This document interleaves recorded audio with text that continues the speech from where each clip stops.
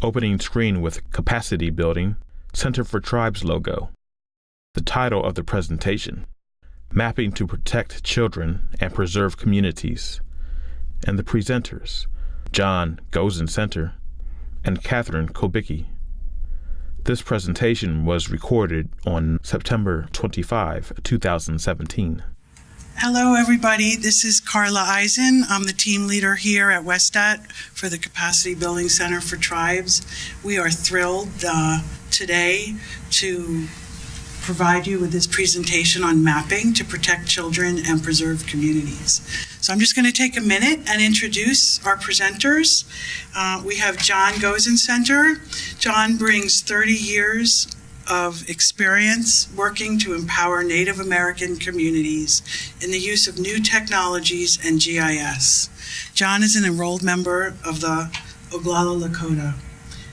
He has served in many capacities, including an advisory capacity within his own nation as a member of the Tribal Historic Preservation Advisory Council, and he endeavors to assist Native American organizations and emerging professionals with a belief in ancestral ideals that keep alive the entrepreneurial spirit needed for success today. John now brings his vast experience to our Tribal Capacity Building Center for Children and the child welfare field as a geocultural technology specialist. We also have with us Catherine Kobicki. Catherine is a GIS analyst at WSDOT with nearly 15 years of experience using GIS to support child welfare, public health, and social science research. Catherine has a master's of arts, in geography and a MSA in regional planning, and she is currently pursuing her doctoral candidate at George Mason University Department of Geography and Information Science. So we're thrilled to have these presenters. We're going to go ahead with the presentations. You can type in questions in the chat room, and at the end of the presentation, we will be going over all of those questions. Okay, yes, good afternoon. Again, I'm John Gozen Center, and I want to welcome you all to this presentation. Something I've been looking forward to ever since I was asked to come on board and help with the Capacity Center. I'm very excited about Geographic Information Systems. I've been engrossed in it, had my own consulting company, and worked a lot in Canada, and met many tribal people here in the United States that have embraced the technology as well. So, I've seemed to have been found again and reinvigorated with this passion, because it's a technology that I draw a parallel with ancestral processes, because I know our ancestors depended on critical information to make good decisions, and so this technology parallels that same kind of system, I guess, so. But it also has its qualities as well that go beyond just making good decisions. It has, to me, that today the capacity to actually empower, us today to take us into the next century and beyond. That's the way I feel about it, But I think it's a technology that actually demands a lot of proactivity. So this is one of the tools we can use for planning and such. So, but let's get to the first slide here, understanding people and places. That this is, we're going to kind of go over some elements about mapping, reasons why. We'll just touch on these elements because I think it'll ground us to the fact that we're moving into a topic that I guess you'll see how it really applies, how we protect our children and such. It's a really cutting edge application we're going to be talking about. So how people create places, how cultures are reflected in places, how people and environments interact, and how people's perceptions of place and others influence the way they interact. The sense of place, knowledge of home, the relationship of all that people have with their homeland provides a powerful connection to their origin story, their history, their community, and the future. Maps allow for nation building through information, community preservation and child welfare through mapping. understand where children are placed in foster care and how to allocate resources to best help their children. By saying that maps allow for these things I just mentioned, is very contemporaneous to how our tribes used to make those decisions, as I mentioned before. But the sense of place and knowledge and home is something that we as all Native people have as our creation story. Or, our identity is tied to that. And in fact, geography has a lot to do with the formation of our culture. Map of North America showing pre-contact culture areas of Native American tribes. This map shows the division of land as seen depicted by Native Americans. In Canada, the dominant areas include Athabascan, Western Arctic, and Central and East Arctic, Great Lakes, and Northern Woodlands. In the U.S., the East Coast was referred to as the Northern Woodland in present-day New England, and the Southern Woodland in the present-day Southeast. The Great Lakes refers to the area in both Canada and the U.S. that surrounds the Great Lakes. The middle of the U.S. was known as plains or prairie. The West Coast and the Rocky Mountain area of the U.S. was referred to as the Northwest Coast, Plateau, Great Basin, Southwest, and California. Present-day Mexico was commonly referred to as Aztec or Maya. And when I say how geography has a lot to do with our culture, if you look at this map, I really do aspire to this map because it shows ecoregions.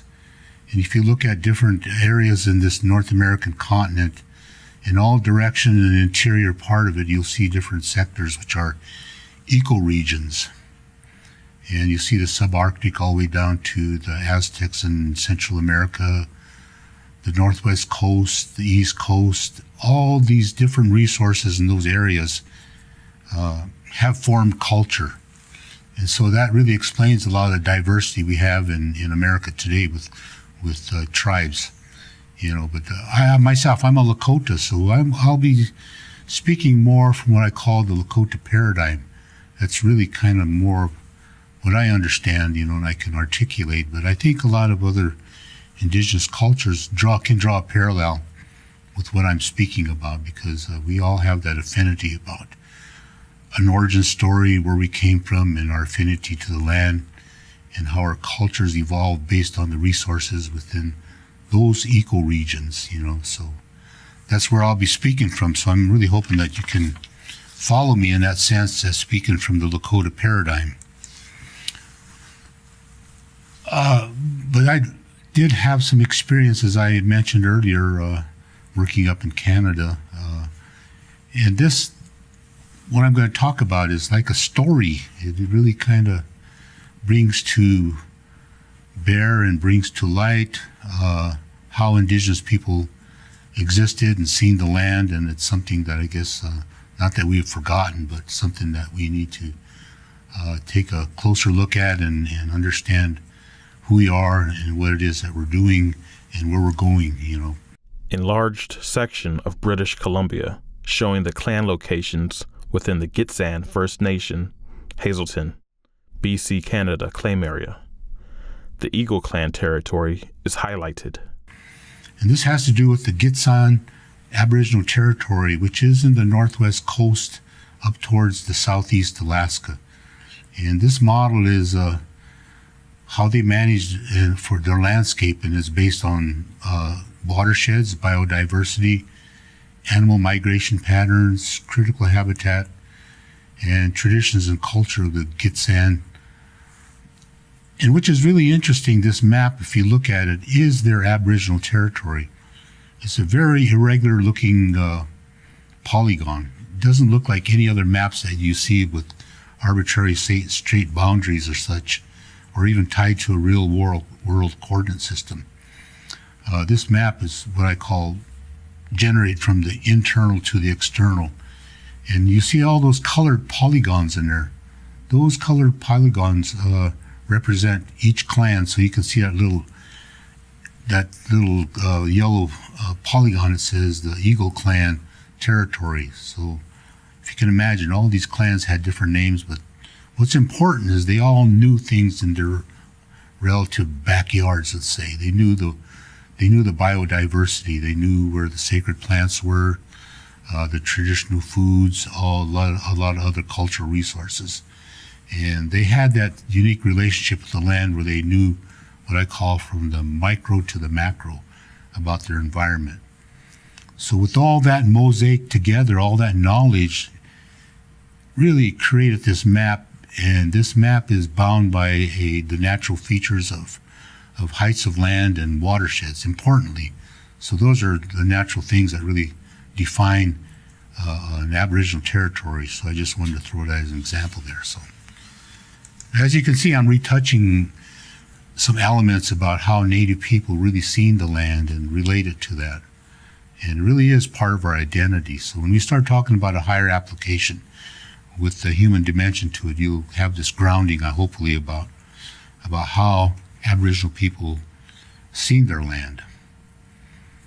Today, I guess we exist in a different paradigm with different forms of boundaries, but we'll get into that a little bit later. But Topographical map, an elevation map of Squamish Aboriginal territory that shows watershed details.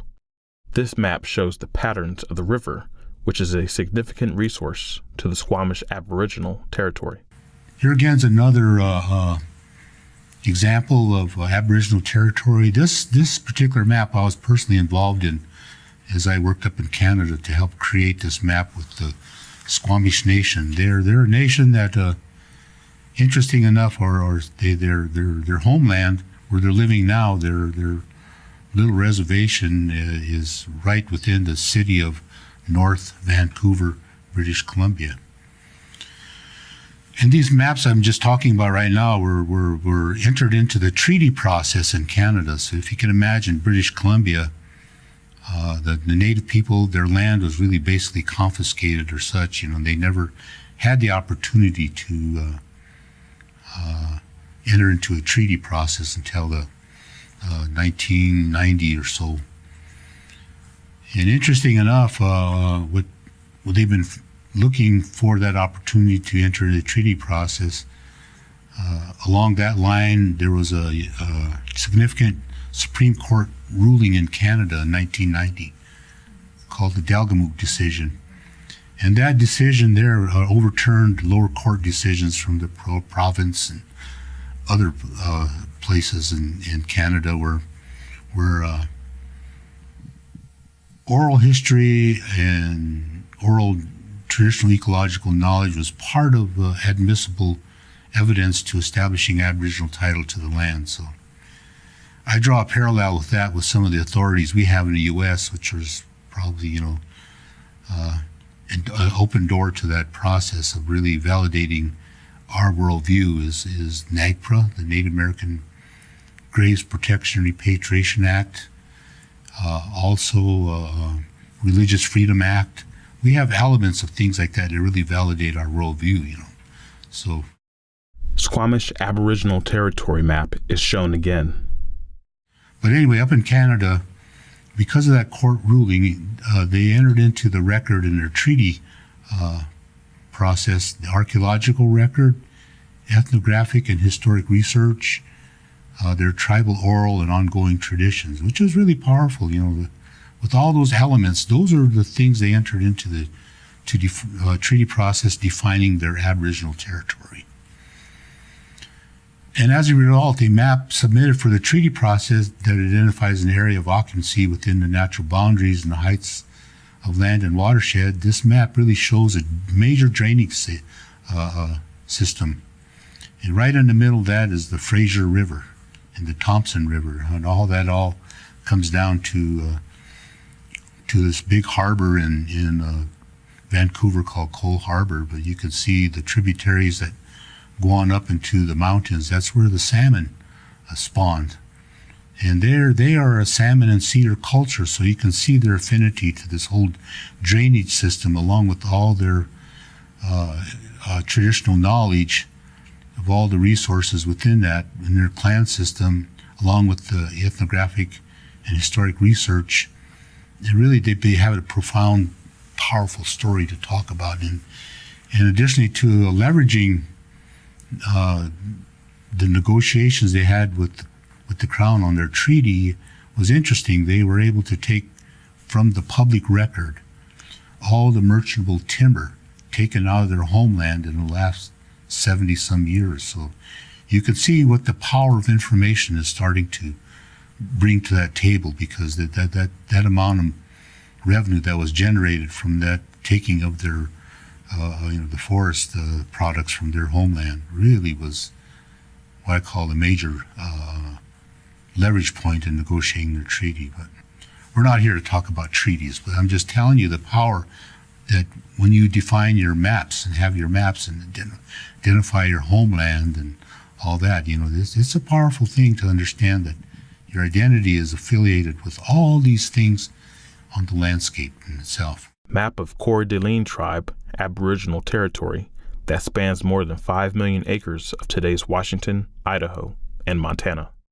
Well, here in the U.S., I did happen to do some research. I'm always researching, I guess you could say, but this is one of the first times I came across a tribe that actually defined their Aboriginal homeland from their point of view here in the United States. So this is, I'm sure many others have been doing it since, but I like this one because you can see underneath that the state of Idaho. But if you look in the legend, there are all these little points. You can see the green dots that for the Coeur d'Alene tribe identify cultural sites. So that's pretty prevalent to them, that they have this identity within this Aboriginal territory of presence. And I'm sure archaeological records will, sort of back up all these cultural sites as well. But they too have a map that's, configured with natural boundaries and some arbitrary lines as well. But nonetheless, it's a definition of their Aboriginal territory. So this is, in a sense, some kind of a sovereign statement, you can say, because people are starting to, and have been, mapping. So you can see the land cessions they've gone through. So this other polygon inside this Aboriginal territory is the reality they live with this little arbitrary bounded reservation like that. You can see that. But nonetheless, these cultural sites are really important to them, I would know. Some of them are a little bit outside of their Aboriginal territory, but nonetheless, they established, again, the affiliation to the land based on their culture and their worldview. And I don't know everything about that tribe, but I really do know, I really aspire to the fact that they're presenting to the world through their website their worldview of their Aboriginal homeland. Here's a picture from my homeland in South Dakota. A map of the Black Hills of South Dakota, hand-drawn circa 1890 by Amos Bad Heart Bull. Oglala, Lakota, is shown next to a photograph of the same region taken in 2002 by astronaut John B. Harrington, Chickasaw. This is what I call an iconoclastic map. Very, very interesting.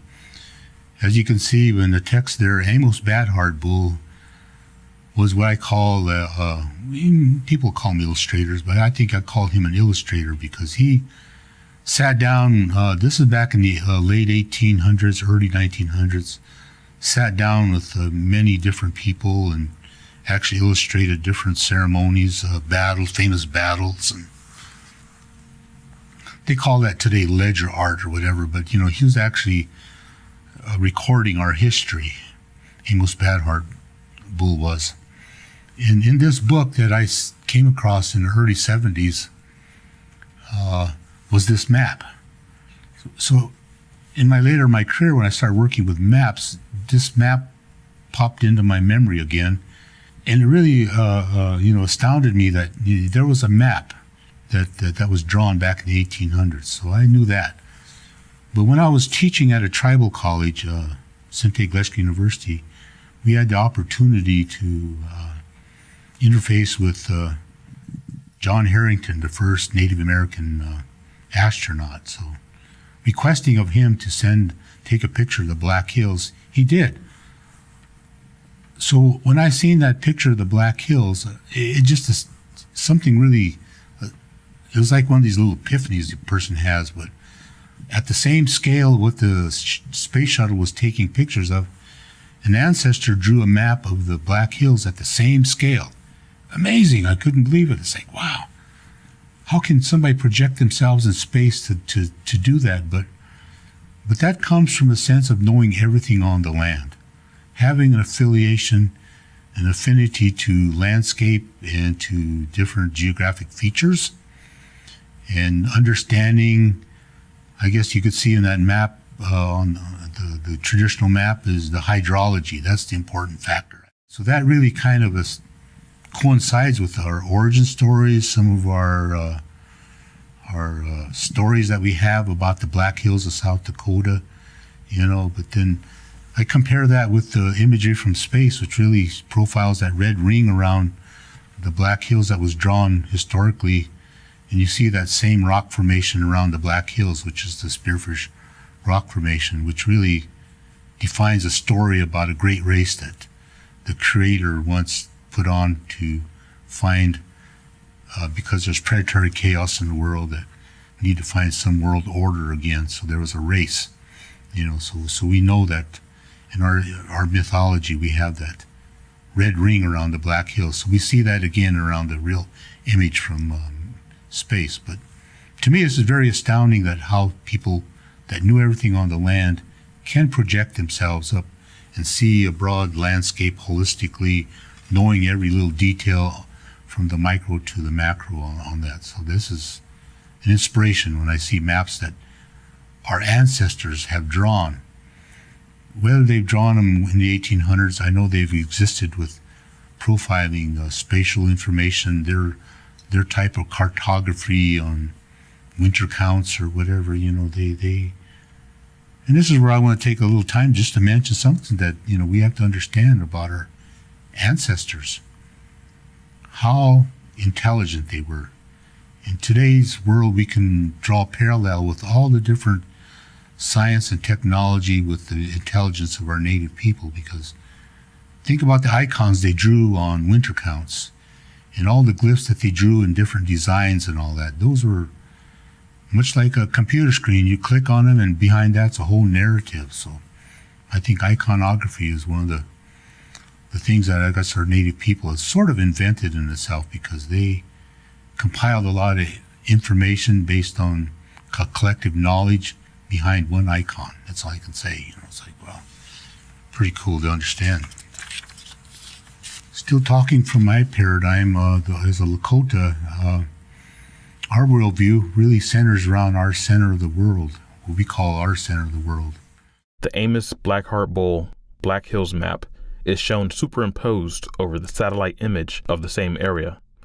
There are 11 Lakota sacred sites noted on the map.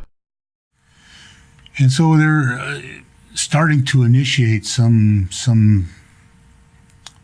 modern mapping, you can say that, that carries on. I myself and another student,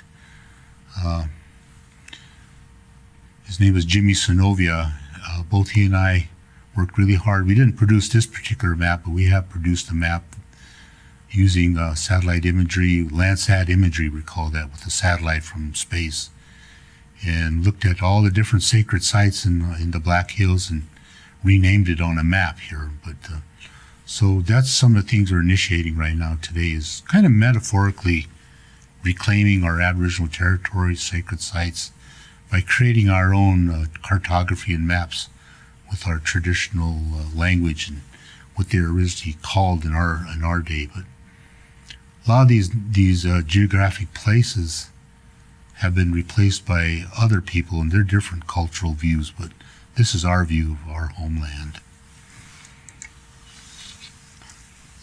And today, here's a reality that we all live with. Now we're getting into some specific maps of today. And this map was created in the 70s, I think, 1978, with the Indian Claims Commission. So you look at this map and it gives you a vision of history in itself and how it all initiated from the East Coast and what was left in Indian country. These are adjudicated land areas. These are lands that were I would say, bought, sold, or even taken, but they're recorded and adjudicated boundaries, in the United States courts. So we had to contest these boundaries and send in significant data to contest these boundaries and all that. So that's what this map really presents, as an adjudicated land area, which is somebody else's idea of our Aboriginal territory. So this map in reality still exists because that's, like I said, adjudicated land areas that they consider our homeland. But in reality, we know as Native people, we need to go out and redefine our Aboriginal territories again, So this map is online. If anybody ever wants to look at it, it's on the USGS, United States Geological Survey's website, so you can download that. But it's a legal look at the land areas Native people own. But this map, if you look at it, contains a lot of other information. All those lines going up and down and across, latitude and longitude, well, that's the real world coordinate system that governs all of our maps today that are created in the United States as far as with the federal government. So then also you know that there are state boundaries, jurisdictional boundaries of counties and municipalities. So that map can get very complex, but as we're profiling it right now, it's just the boundaries of the United States with Indian land areas. So maps do present stories to us, and you can see the different colors of the pile of polygons. So this is kind of getting us into the next notion of what we're going to be talking about now, is moving this idea of what maps are from historical, traditional times into contemporary times, and now into what I call is a very cutting-edge application with Geographic Information Systems. So we're moving mapping into the child welfare. When I first heard about this idea of a concept of child welfare, I know I've worked in GIS and on other applications, but mainly having to do with natural resource management and some facility infrastructures and such like that, and maybe some cultural mapping of sacred sites and all that. But this is really the human dimension that really has us understanding today and trying to answer these questions that are really prevalent on our home reservations. Where are our children? Where are our foster parents? And do we have hot spots of Child Protective Service cases? So we're here to talk about this application, and I may think the major question that I've encountered with all the different tribes we've met and talked about this application with, and just a prevalent question is always, where are our children? And so this system in itself has the ability to answer questions, and this is a major question that every tribe wants to know. All the children that were adopted out, and even today, where children are placed, where they live and all that, because that is our future, trying to protect our children. So there are questions about placement, proximity to families, where the children come from, where the children are placed, the location of foster parents, location-based recruitment of foster parents and adoptive parents, community resources and services, and areas of maltreatment and neglect. Detailed map showing Indian land areas judicially established in 1978 and American Indian reservations. If you notice, each one of those points are information that you can have in a database that can help answer this question, where are our children? So you can see that this system that we're going to talk about is really predicated on a lot of different information, and that's really what the technology is really all about, is having information and asking critical questions of that data so you can get an answer out of it. But you got to have the wherewithal to understand that, questions you ask are embedded and the answers are embedded in the data that you have. Maps in child welfare. to me, as I was saying, I thought it was very cutting edge, but in a sense it is a natural fit because you can visualize all that data now on maps. And a concept I've always had and behind all this was spatial reasoning and spatial knowledge. We know so many things about where we live, and sometimes we don't actually formalize that into answering questions, but that spatial reasoning is very powerful. It's innate. It's within us already, So examples I use is the fact that, you get up in the morning and maybe you're half asleep and not know, but inside you already know where to walk. You know where to go here and there, and you're walking through. Like I said, half awake, but you have the innate ability because you're very familiar with your surroundings. And to me, that's just a basic concept of spatial reasoning. You have the ability to knowing that you're outside of your boundary, within your boundary, things like that. So spatial reasoning is it's within us already.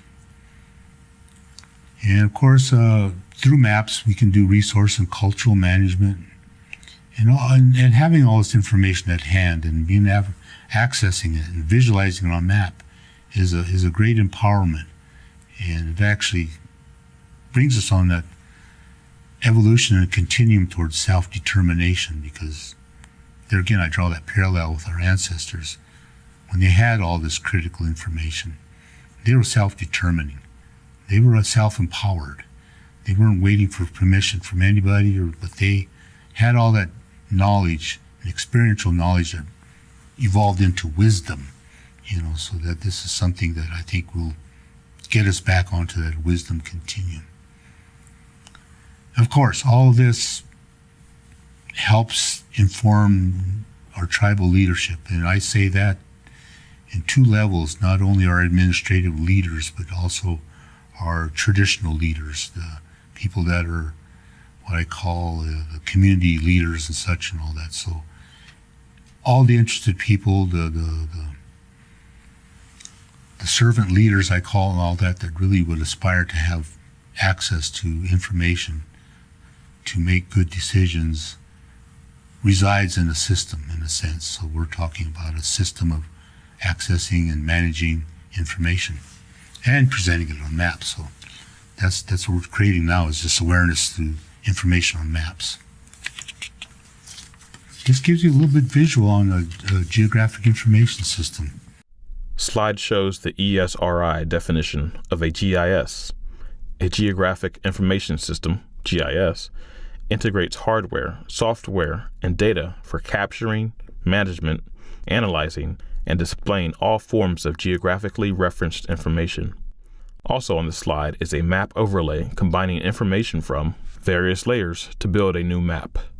This map is found at https://catalog.flatworldknowledge.com/E=Campbell_1.0-CH07_S02. And what I see here, and what you can see here, many layers of information. So a system like this is what I call layer-centric. You can look and you can see a base map, base maps are actually kind of a abstract vision of what the real world looks like, but then we start adding all these different elements on top of this base map, where you can see in this example, which really is streets and parcels and elevation and, like I said, hydrology and transportation, all those things. So if you look at a topo map that you buy at the gas station, you can see that as another example of layers of data on a base map.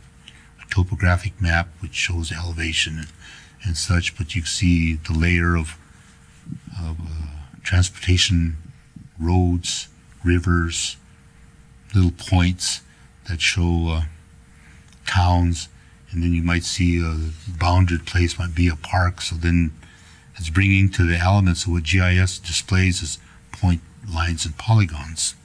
Here's an example that my team here at Westat that we've come up with as a concept, which if you look at that closely, you can see the fruit that is on this tree. Image of a stylized GIS oak tree concept showing the root system, branches and leaves, and how this image fits the Aboriginal worldview.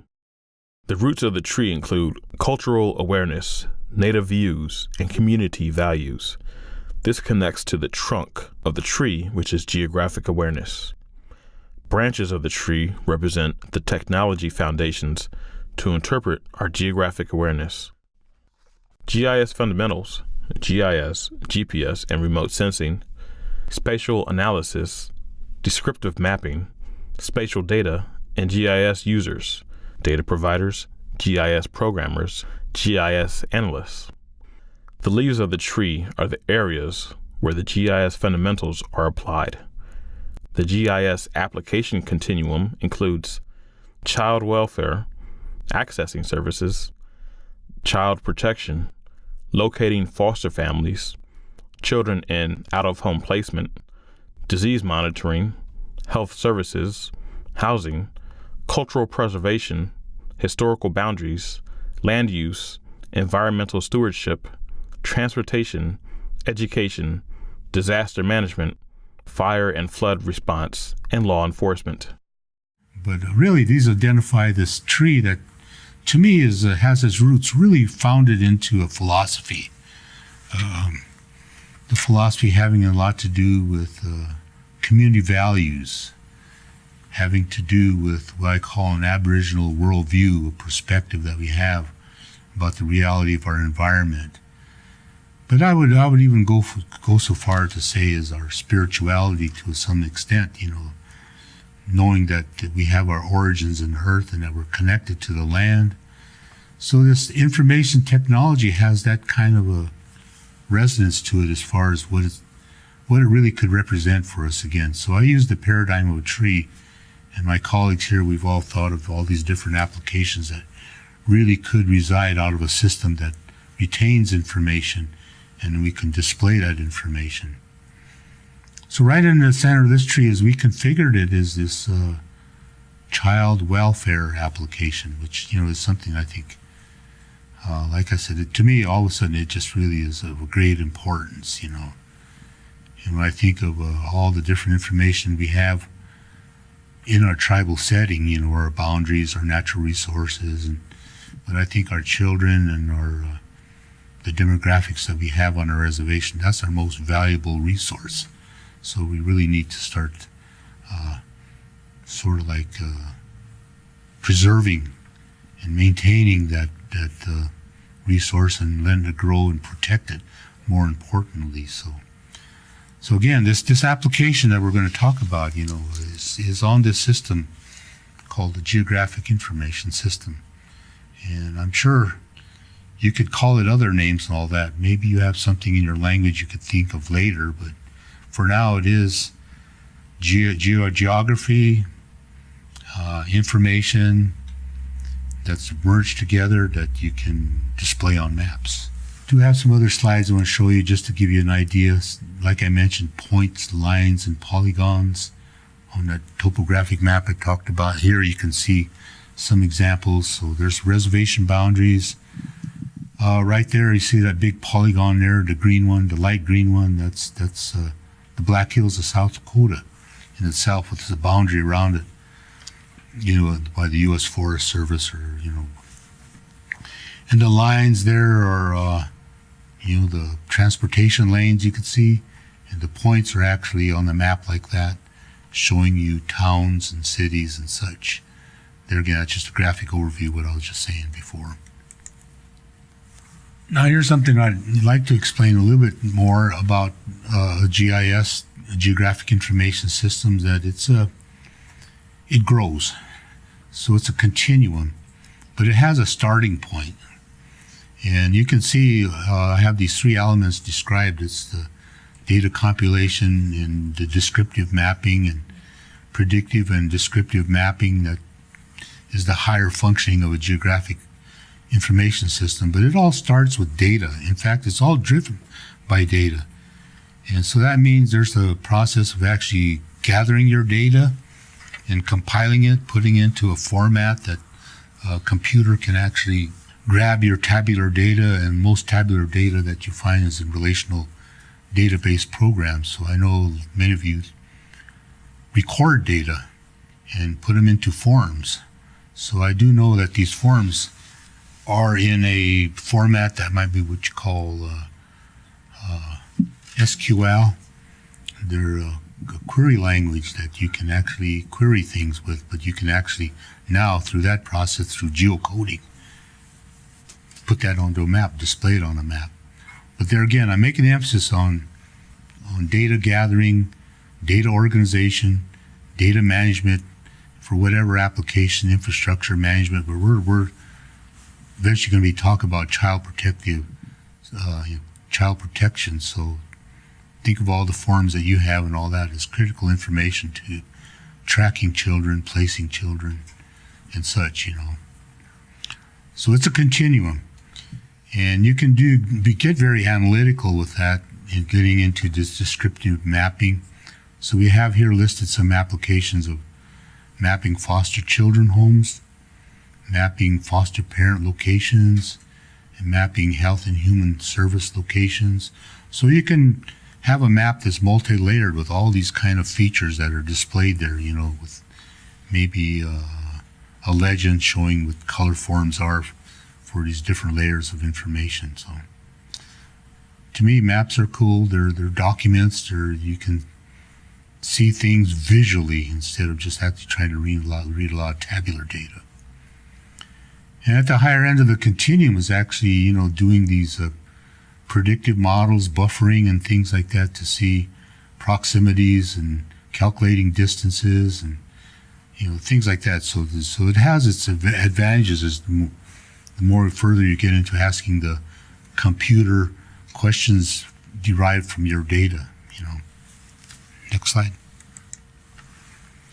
I'm going to go down a list here of already what I think, and I know tribal uses of GIS already. So like I mentioned, I was involved in natural resource management, infrastructure management, and not only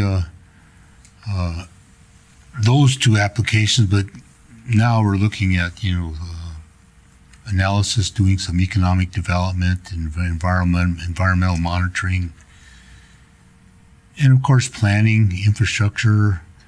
A lot of these functions at one time were done by the Bureau of Indian Affairs, but now tribes are, becoming a little more sovereign, a little more self-determining. So some of these tribes are doing these through their own integrated resource management plans. And of recently, I've met a core of young geographic information technicians that are really making an impact, doing what I call cutting edge applications. They all work for tribal historic preservation offices, and they're doing cultural resource management, utilizing mapping techniques, going out and using global positioning systems, maybe even coverage of landscape with imagery from space and such, but doing cultural site identification and protection and such, employing other technologies as what they call GPR, ground penetrating radar and such, so it goes on and on, but it's all guised on protecting resources. And research, whether it be treaty research or whatever, the way you can present a lot of your research, you can do that on maps. And I would say that's probably the general thing you can do because, as Native people, we're really land bound. Right now, this is all we have is our land, and this is it was really our origin. It's our language. It's our culture. It's everything to us. So that kind of research is warranted by the use of such a system. Okay, I'm going to turn this rest of it over to my colleague here because she really well versed in the latest technologies and will give us a little demo, just kind of showing you. Although it's not really right at Child Protective Services because we're still looking for tribes to work with. But this gives you an idea of what this little system can do right now. Yes. So I'm going to do a brief demo so you can see what John has been referring to about how GIS works and what a GIS system looks like. And I'm going to do this by bringing in a layer of addresses and then adding a couple other layers to show you how you can do a buffer analysis. Screen shows an Excel spreadsheet showing Indian Health Services addresses gathered from their website at https://www.ihs.gov/locations. Right here on the screen, you'll see a list of addresses. These are addresses that I got from the link that was provided on the previous slide. These are addresses of Indian Health Services across the U.S. So many of you have addresses like this in some sort of database format, possibly Excel, that have a list of addresses with cities, states, and zip codes. But how can we begin to make meaningful information of this data? One of the things we can do is bring this data into an ArcGIS, a GIS system. So I'm going to bring in my spreadsheet, and some of this has already been set up. So I bring my spreadsheet in. Oops. Sorry. And I bring it into the map here so I can see it inside my GIS system. And I've got the same information. And what I did previously, before we began this presentation, is I ran it through a geocoding process. So by doing that, I now have point addresses that have been calculated through the maps that are associated with the addresses that were provided. These addresses then again appear on the map. So I can click here. To zoom and see where all these Indian Health Services are. But right now, I see a lot of points on a screen. They don't really make meaningful information. So as I begin to add layers onto the map, I've added a layer of North America. I can now start to see that I've got some Indian Health Services up here in Alaska, some over on the East Coast, and some on the West Coast, a whole cluster in the Southwest. So to get more information to this, I can add on a layer of Indian reservations. So I can start to see where this information is associated with the Indian reservations. In ArcGIS, and I can zoom in so I can see where they are associated on the Indian reservations or off the Indian reservations and get an idea of what type of information I'm dealing with. Through this, I can add a layer of streets onto the map. So I can see that there are many streets in this area that I selected. So this shows that this might be a bit of an urban area because of so many streets. And I can get an idea of how I'm connected through streets to get to access these services. I'm going to next zoom to another area, and I'm going to select the buffers, and I'm going to draw from this reservation. I drew a 10, 20, and 30 mile buffer. So I can see from the end of the reservation, if I'm traveling 10 miles, how far I have to travel to get to Indian Health Services, 20 miles or 30 miles. And I can start to see that once I drive 30 miles, I have several different options for health services. So this is one way we can start to add layers onto a map and make meaningful examples of how far distances are from each other, what they might mean to us. So if we had layers of foster children added to this map, we could start to see, are they able to access services? Is the drive too far for them? And other meaningful information that is easier to access via a map. I can turn off these layers as well, just by toggling on and off the checkboxes. And I can start to add aerial imagery as well, so I can start to see what the topography looks like. Because sometimes just looking at a static map, you don't realize you have to cross mountains or rivers that might be additional challenges or limited road networks as well. So this was just a very brief example of what GIS looks like in order to ground what it looks like as you are beginning to venture into it. So John? As I explained that continuum, and you can get really sophisticated with GIS in a sense, but that is a good example, I would say. This shows us you can place points on a map and determine how far it is. So that is some of the power of the technology. I want to talk about a little concept again, getting back to spatial reasoning. GIS involves from the traditional role of automated cartography and thematic mapping and geoquerying to an integrated part of how we address complex spatial issues.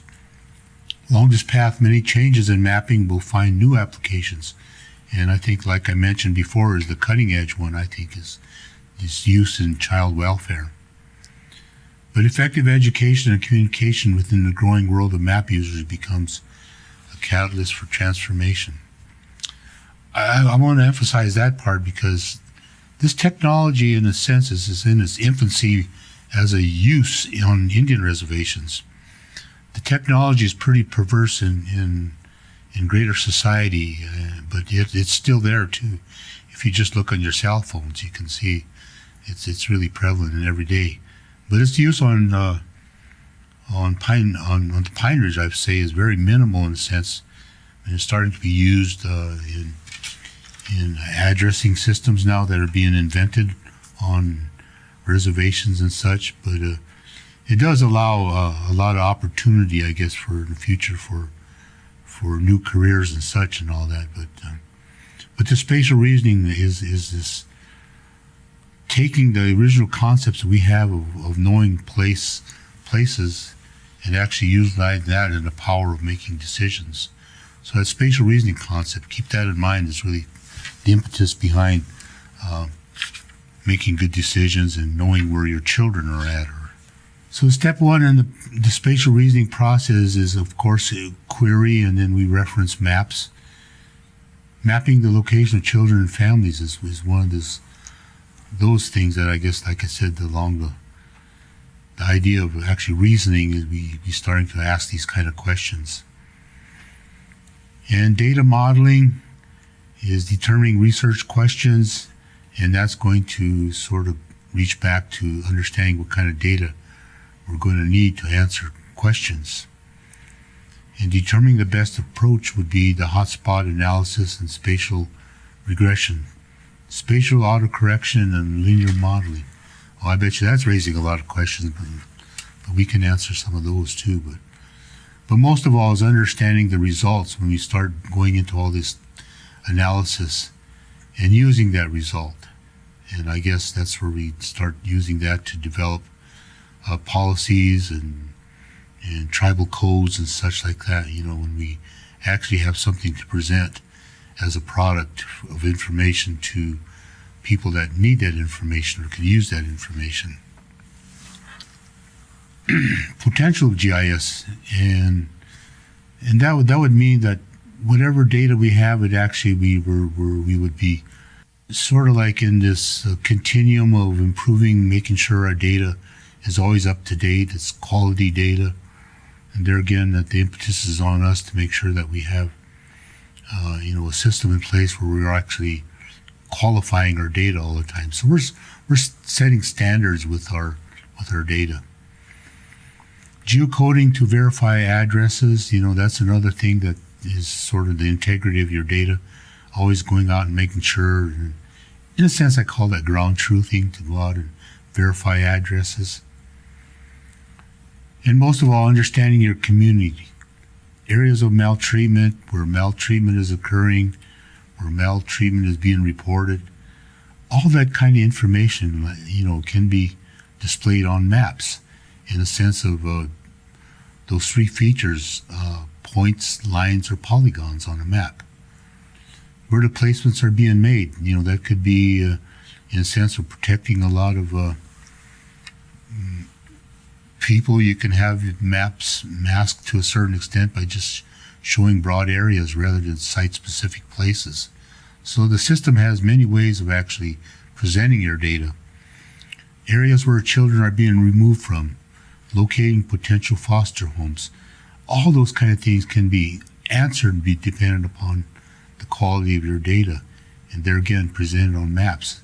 And maps are actually one of the greatest forms of communicating to people just as a visual. They can see, and they can understand in a better frame about what the seriousness of a problem can be or such, So think of it, even you can exist with a map by just glancing at it and knowing where you are or where things are. All this potential, is very, I think it's very pervasive in society today, like I mentioned on Indian reservations, it's not so pervasive, but it has a lot of potential. And there again, in this application, is the location of resources, for children, mapping resources and home locations based on child's needs. So we can say foster home, the proximity to a foster home to a school, foster home, proximity to medical services and such like that. That can be done on a map and with this system. Educational stability, location for school, those are the things I was just mentioning about what this map can actually profile. And emergency preparedness, how far away, let's say, a foster home may be from a child where it's placed. Mobile applications and devices, online driving directions, maps of locations and service providers and resources. Those are all tools, and those reside with other tools that are used in GIS, which when you go out and collect data. And these are tools what I call for the mobile workforce, which are the term is called global positioning systems. They handheld units where you go out and you can actually record a point. Okay, well, we're getting towards the end of our presentation here. Going through the potentials, and right now a summary, and just talking a little bit more about how maps connect us to our homeland, and maps can provide powerful information, and the data can be used as an asset for child protective services. So hopefully this presentation brings it a little closer to home again. We've done this presentation before, but hopefully bringing it to this forum again, emphasizing it with maybe new people on board now. But we really want to promote this, and hopefully we can get the interest of tribes, because we are really looking for a pilot project so we can, and I think once the pilot project is in place, it'll inform other Native communities the power of this technology to actually be utilized in child protective services. And another thing that we're trying to advocate for is what I call a GIS constituency group, peer-to-peer, people that can come together and exchange ideas, talk about these ideas. I think, see where everybody's at, and basically it's a network that we want to establish as well too. So you think that wraps it up? Just about. So we are we would love to take questions, and of course, if you have any information, John's email and my email are on the screen right now. John Gozen Center. Email address is jgic1@earthlink.net. Catherine Kulbicki, spelled KathrynKulbicki, Catherine Kulbicki at westat.com. Tribal Information Exchange, https://www.tribalinformationexchange.org. And more information about the Capacity Center can find on the Tribal Information Exchange website, which is also listed below. So, Carla, do we have any questions? Yes, in fact, we do have one question. Can you explain what you mean by hotspots? Okay. Hotspots are when we have a cluster of points on a map, and so we need to see if they are significantly close to each other or if they're not close together. So sometimes when we look at a map, we see a bunch of points all close to each other. Sometimes our eyes can naturally point to that as being a hotspot, but we can do tests within a GIS to see if that is a valid hotspot, someplace that we should be concerned about, where we see a large cluster of cases maybe happening. So it could be something like your child protective services. So we can run an analysis and give a statistical significance to these points to actually validate what our eyes are seeing. Sometimes we don't need to run those analyses because they're so prominent. But sometimes, if we're not quite sure if we see a hotspot of cases, we can run some tests in a GIS to determine these cases. So thank you both, John and Catherine, for your presentation. And thank you, everybody, for taking the time to be with us today. Closing screen showing the Capacity Building Center for Tribes name and logo. The names of the presenters, John Gozen Center and Catherine Kolbicki. Centers for Tribes, and the date, September 25, 2017.